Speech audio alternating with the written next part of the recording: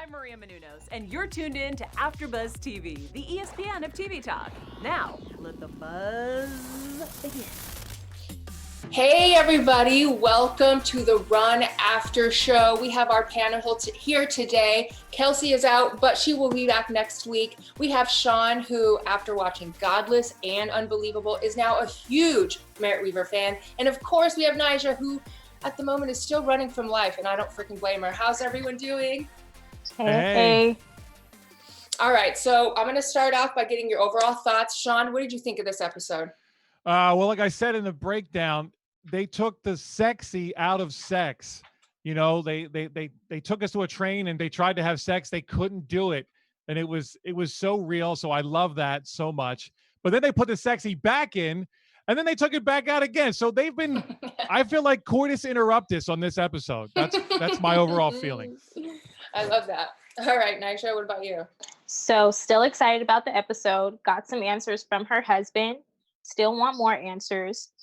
So episode 3, I'm hoping I find out if he's going to call the police on her or not. But he did some other stuff that I wasn't expecting as well. So that's pretty exciting. Yeah. Nyjah, honestly, I think you should be our secret agent for this series. Honestly, like I think you'd be great at it, okay? All right. And of course, my overall thoughts were I loved it. I loved every minute. The ending really got me excited to see next week's episode. But I'll start off by saying, you know, where we started, which was him in the hotel room. Like you could see all the bottles around him and he seems super stressed, like something has gone wrong in his life. And to the point where he wants to give it all up. And then you see that he then texts her and he gets a reply. He's on the phone with Phoebe, whatever. But I was a little worried in that moment that that my prediction from last week would be thrown out the window. So I'm kind of glad that I'm still in the game.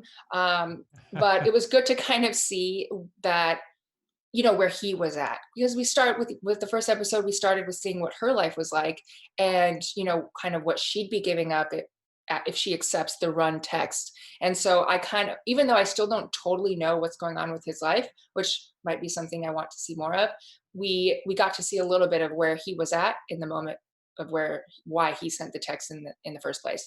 So it was good to see. I liked it. Well, 420. Sorry, my roommate doesn't know I'm filming right now, so he's screaming downstairs. Good.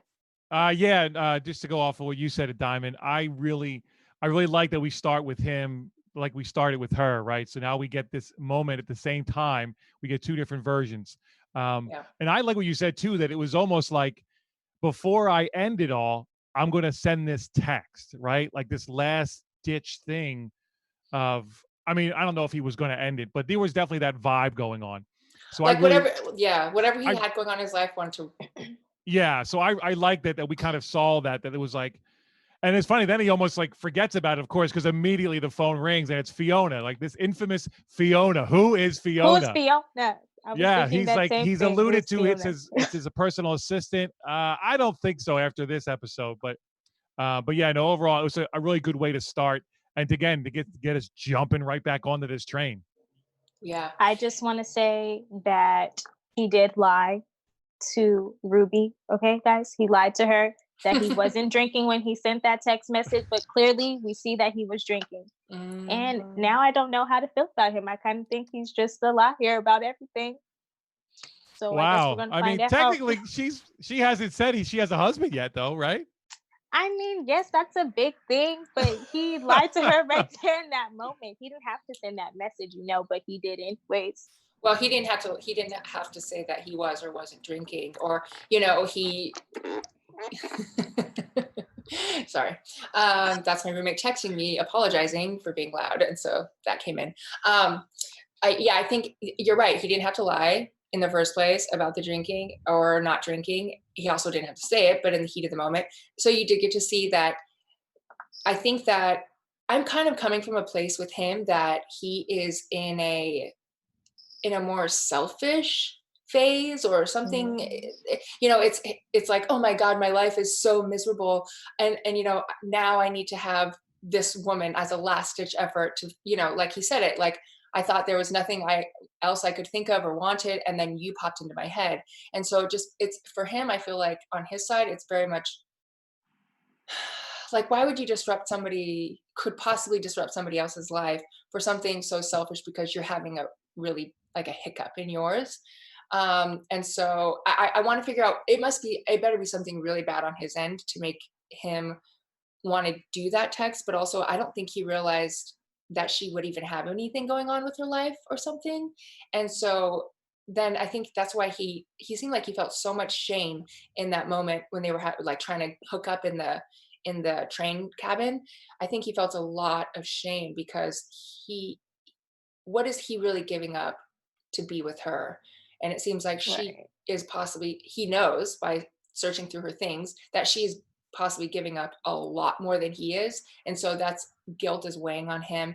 And then when he saw the C-section scar, it's just like furthering his like, Jesus, not only is she a mother, but she was a mother who had a C-section. And, these things keep adding up on his side. And he wants to get this information out of her, but she's like, I don't want to talk about it. Like, I'm here to screw, so let's do this, or whatever it is that she was wanting to do. And I mean, she literally says, do you want to F me or not? Because that's what I'm here to do. So she's literally giving him a free pass, and it's like, just take it, bro. Just take it. But then, of course, we don't have a show then. So, I do like that he has, he has some issues with this. As far as, like you said, she's got way more to lose apparently than he does. But I don't know. I think we have to get into sex in this train car. How hilarious was sex in the train car? They were struggling a lot. I'm like, just lay on the bed. Like, there's like a bed right there. Like, why are you slamming up against things? They were trying to get into the moment. I was just like, you guys just do it already. You guys are trying to do too much. Just come on, get it going. But as someone who tends to overthink things, I really like this because it's like, oh, we got to be in the moment. And then, of course, the water turns on or you bang your head. I mean, all that stuff is so like, it's so how it really happens. And I just really appreciate it that they didn't make it like movie sex at all. It was like, this is some real awkward stuff in a moving train right now. I was cringing a little. I was like, God, like, lay down, just chill. Down. So I feel you on that. I think also, Billy, after he sees a C-section and they manage to put the bed down, she's on the top bunk.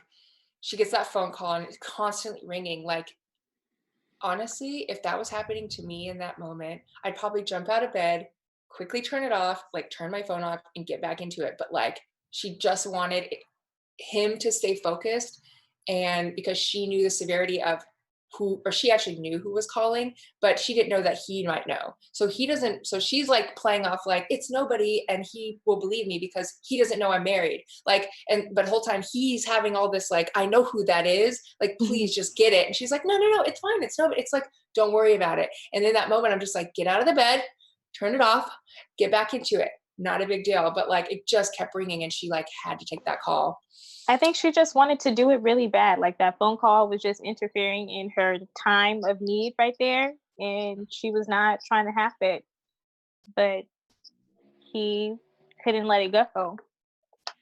Yeah. I mean, he's got, I think, and again, it comes back to maybe this is what I'm feeling is like, he's just got a lot of guilt wrapped around what she is giving up versus what he is giving up, or guilt about the whole situation in general, or maybe his situation is so huge that he's just like realizing how real everything is because of her situation at home.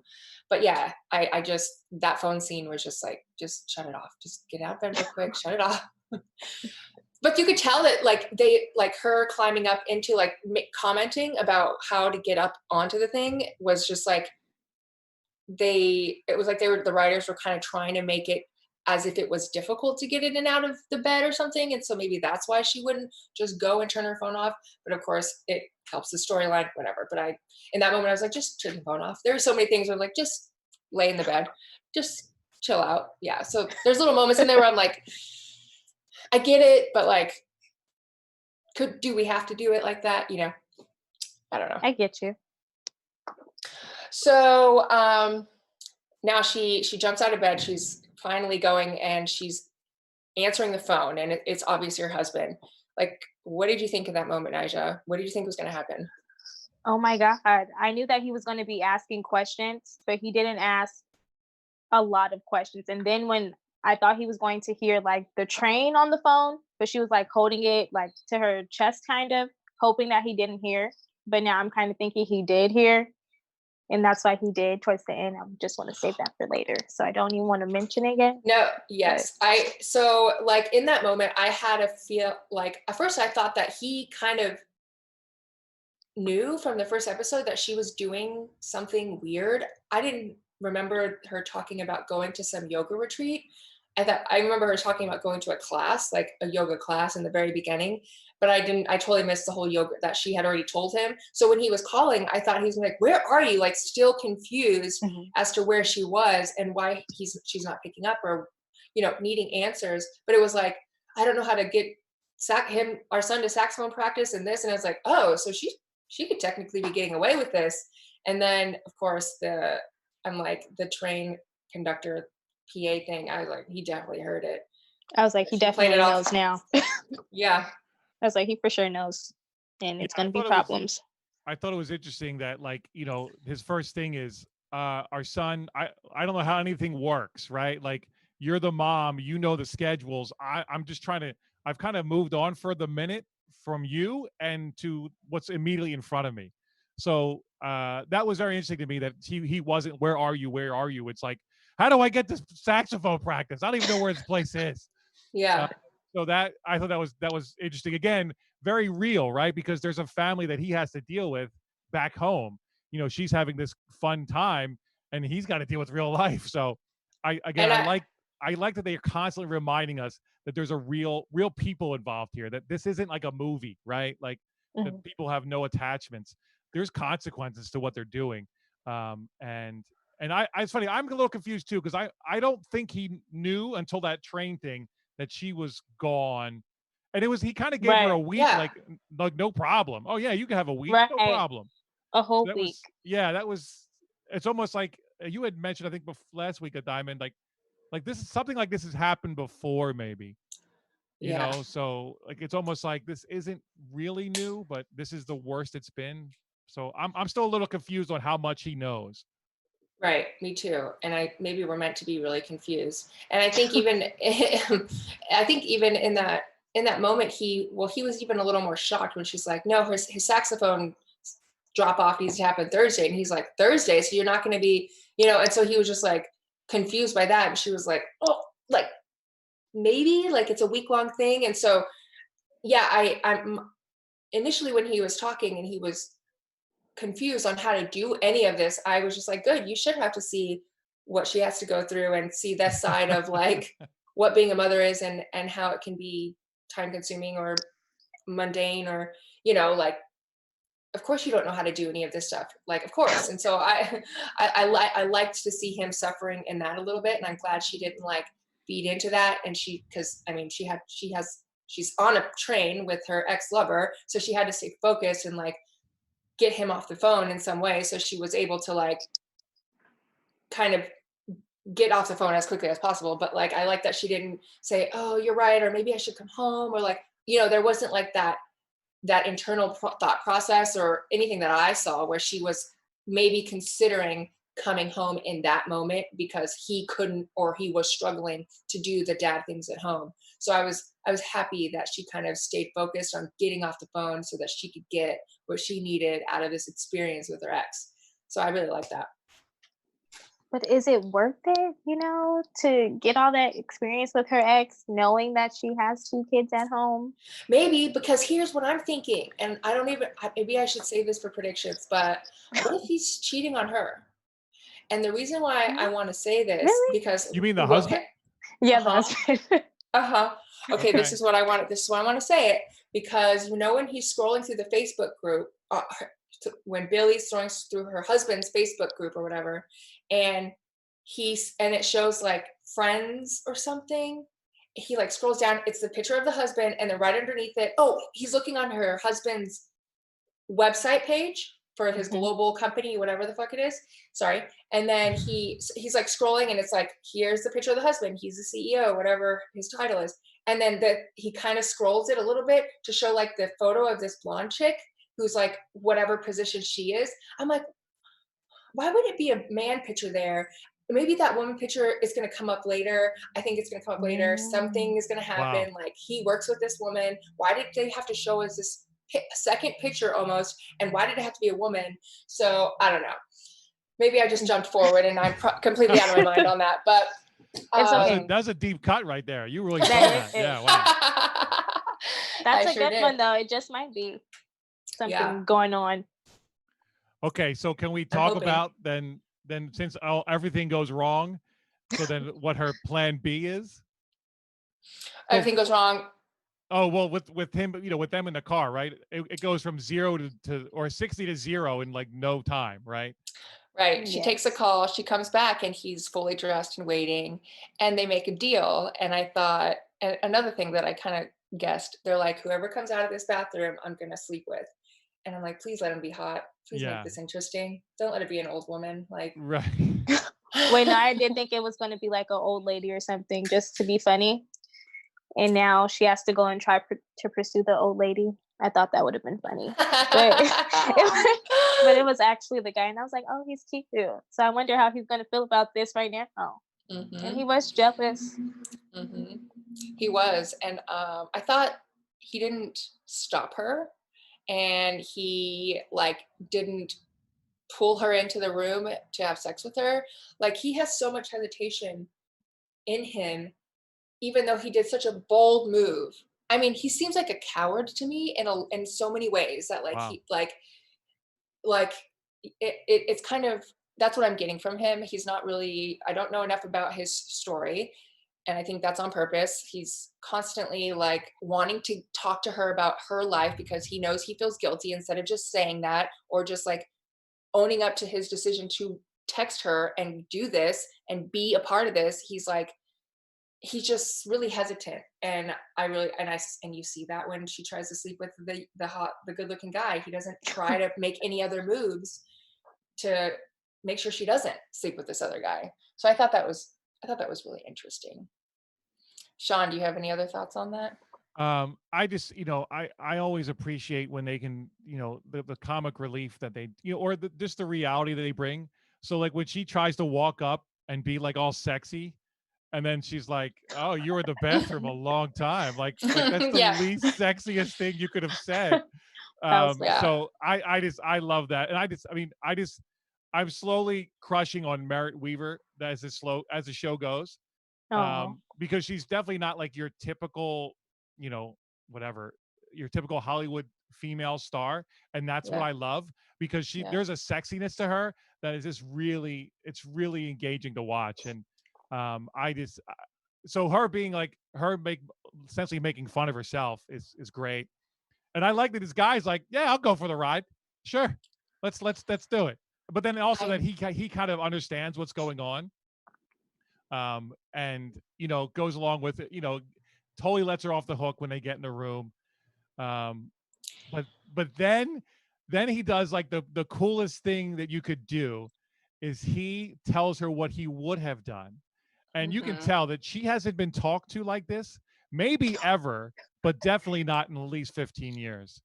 And I got to say, I'm a heterosexual man, and I was a little turned on. So that guy crushed it. What do you think, did. I was Naja? like, ooh, he is getting into detail right here. I was like, oh, are they going to do something right now? So I was going to save this for predictions, but I guess I'll say it right now. I kind of wanted it to be a lot more right there, because once he started having like the whole sexy talk, I was like, oh, so now he's going to want to do her right now? Like, that's going to be interesting, because how is she going to tell him when she comes out of the room that she actually did do something with him? But I think sexy talk is more, I want to say, passionate than them actually getting into the act. So he might be a little bit more Billy might be a little bit more jealous of the whole sexy talk than them actually doing something. That's probably why he didn't stop her to begin with, because he was surprised that they were doing sexy talks. So Yeah, that almost Yeah. seemed like worse than her actually doing something. Yeah. Because That's she said, interesting. "I don't do sexy talk," and then for her to do it with someone else, wow, what a betrayal. Yeah. Yeah. And she It's didn't. always kind of awkward. It's an awkward moment to And sit it there and seems do like that. it's very awkward. I don't know. I'd have to be super drunk to do sexy talk. It's Yeah, not my I style. can't do it. I'm just like, I'm like, I'm what am I like, supposed to yeah, say? right there. I don't know. What was I gonna say? She almost seems so loyal to Billy than Mhm. obviously her own husband. Um, I mean, they've only shared a kiss really, so there's not too much craziness that she's not too much back, behind the back that she's done yet. But she wouldn't even sleep with this guy, this very attractive guy who was very willing.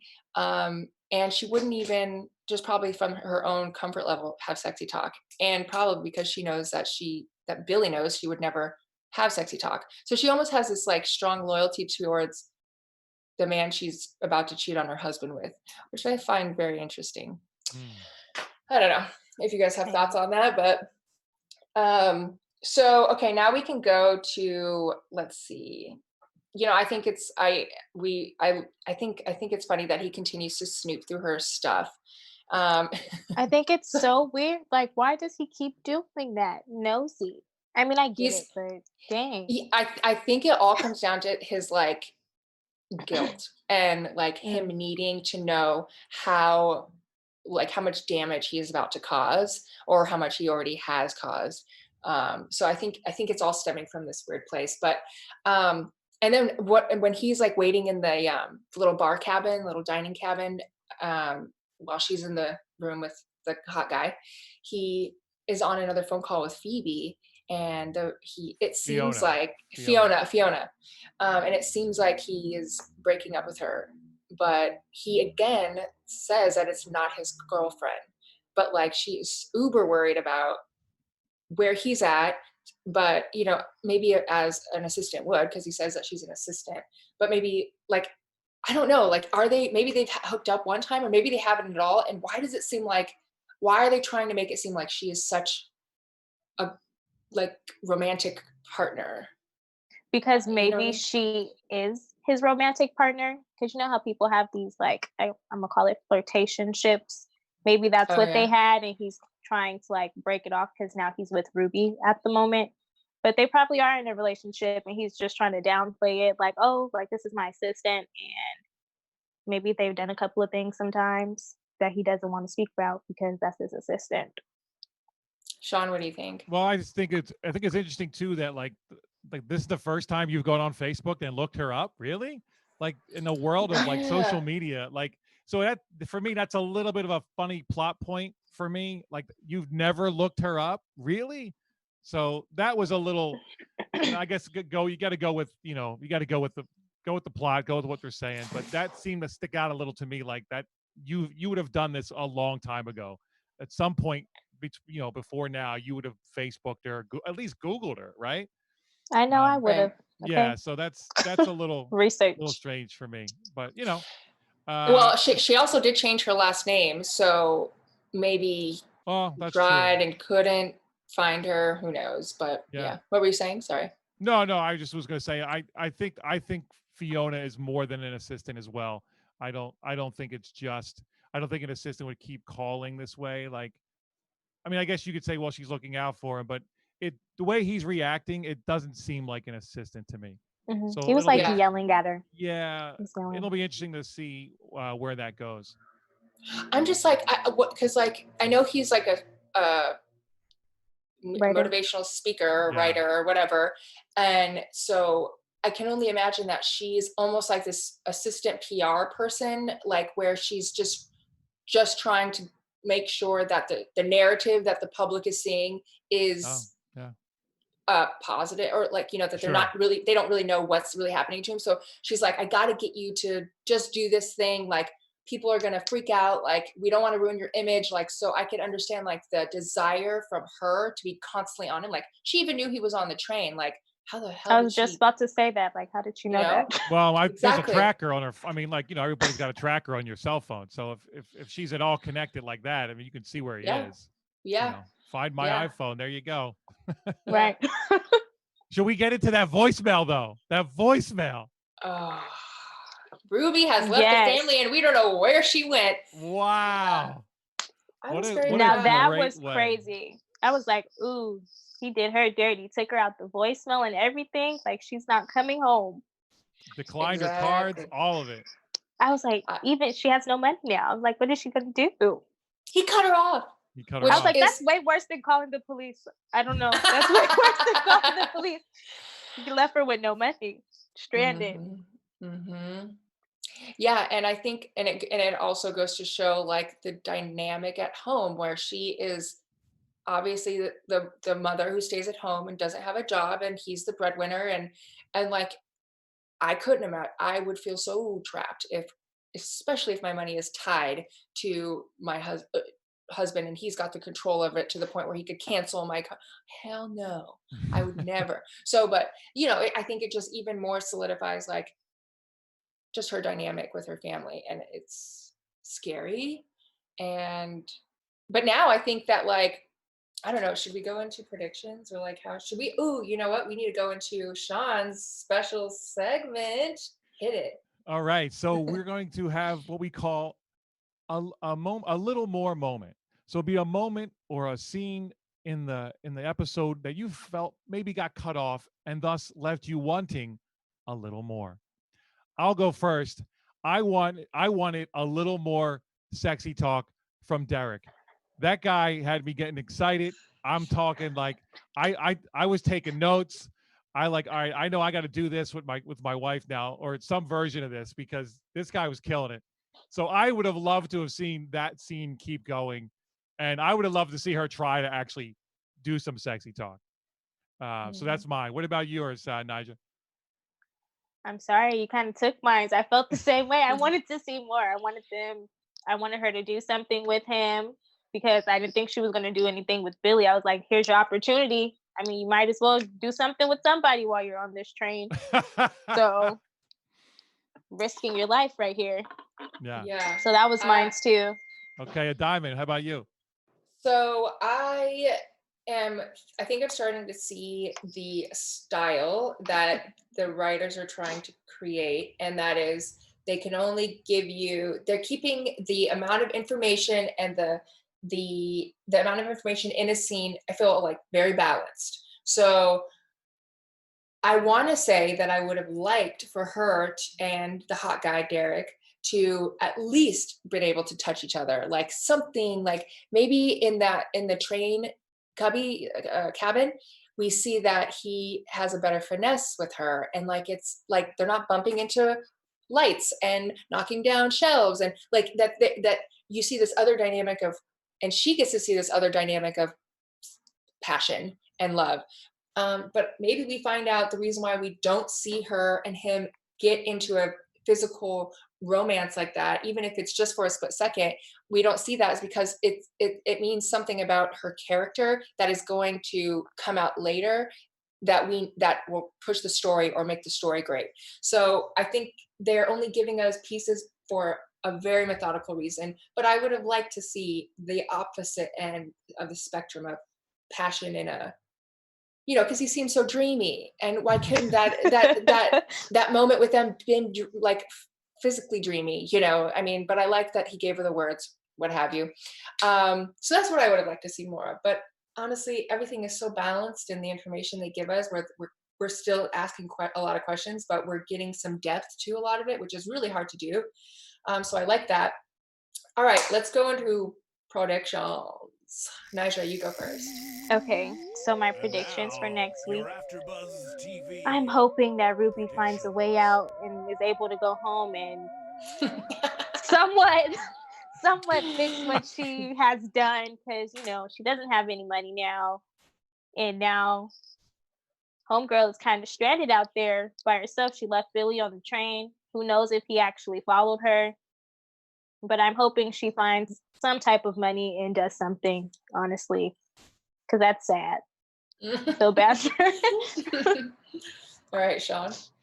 Yeah, well, I'm going along with what Nigel said. I'm predicting that she's going to have to go eat some humble pie and talk to our boy Billy, because you're out of money, honey, and you need someone to help you out. So I think there's going to be a big old piece of humble pie being eaten next episode.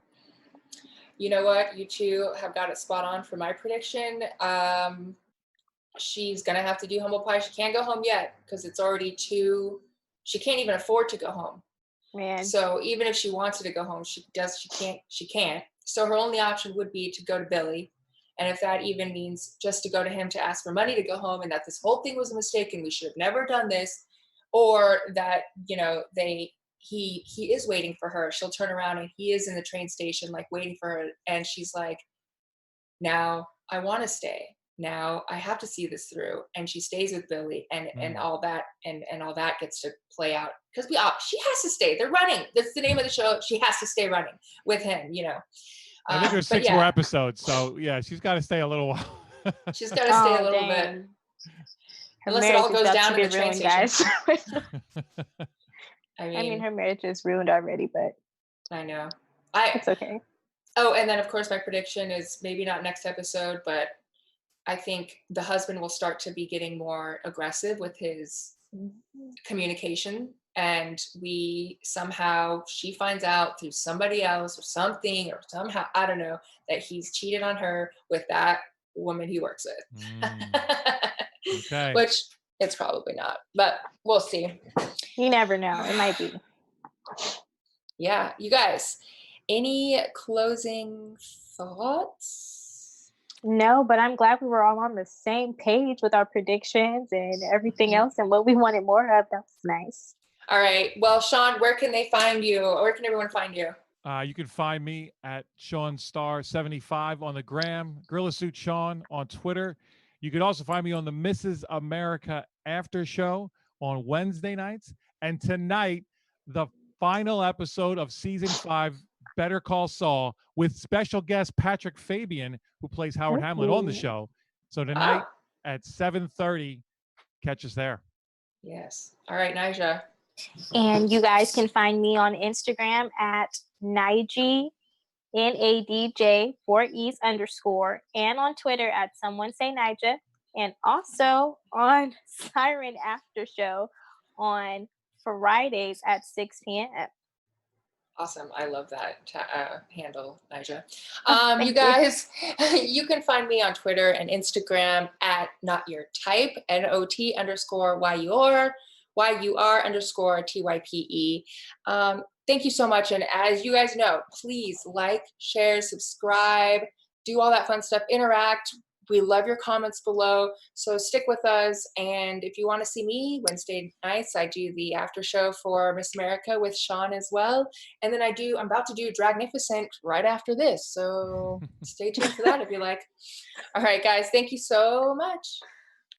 Our founder, Keven Undergaro, and me, Maria Menounos, would like to thank you for tuning in to AfterBuzz TV. Remember, we're not just the first, we're the biggest in the world, and we're the only destination for all your favorite TV shows. Whatever you crave, we've got it. So go to AfterBuzzTV.com and check out our lineup. Buzz you later. The views expressed herein are those of the hosts only and do not necessarily reflect the views of AfterBuzz TV or its owners or principals.